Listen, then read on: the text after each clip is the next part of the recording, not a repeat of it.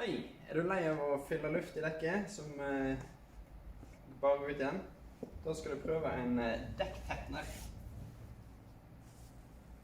Da er et stoff som en fyller inn i dekket, som gjør at en får tettet igjen sprekker og lekkasje. Det er veldig enkelt. En bare åpner ventilen og tar ut ventilen.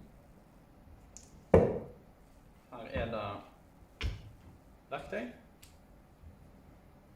Se og skru ut.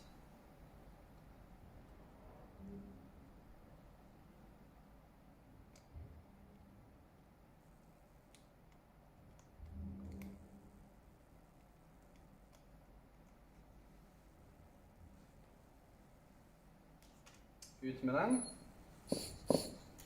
Da er den tom for luft. Så står det på en formel for hvor masse skli. Her tar vi halvparten cirka.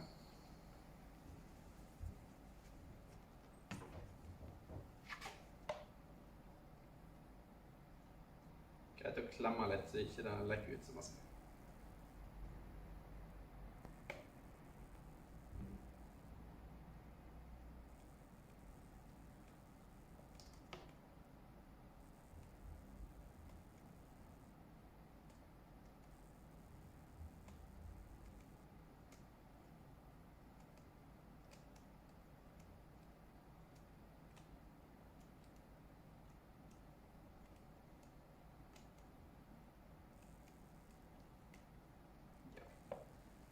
Så det er fint.